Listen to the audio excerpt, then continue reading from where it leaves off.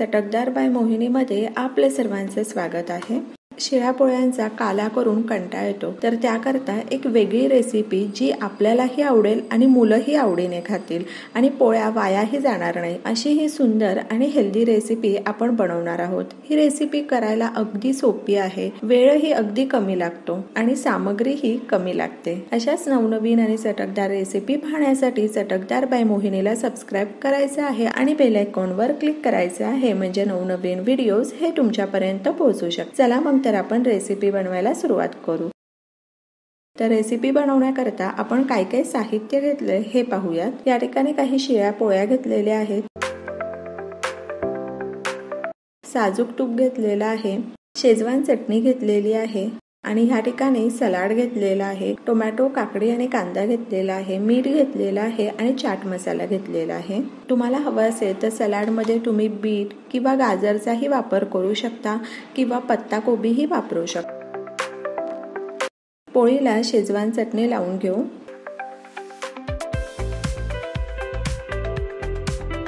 काकडी, टोमॅटो आणि कांदा ठेवायचा आहे।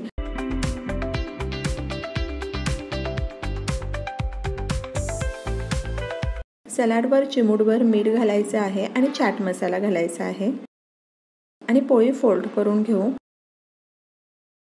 या ठिकाणी तवाही गरम झालेला आहे, तव्यावर तूप घालायचं आहे। एकदा तवा गरम झाला की पोळी आपल्याला मध्यम आचेवर खरपूस अशी भाजून घ्यायची आहे। मस्त तूप सोडून पोळी छान खरपूस भाजून घ्यायची आहे। पोळी आपण जितकी छान आणि खरपूस भाजून घेऊ ना, तितके आपले सँडविचेस हे छान होणार आहेत। शिळ्या पोळ्या वायाही जात नाही आणि हेल्दी नाश्ताही होतो।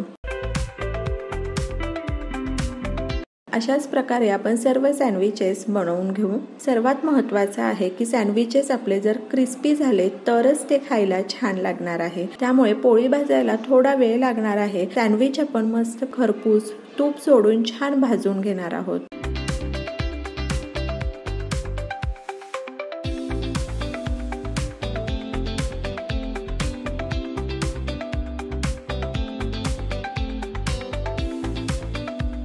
या ठिकाणी सँडविच भाजून तयार आहे, काढून घेऊ आणि अशाच प्रकारे इतर सँडविच पण बनवून घेऊ।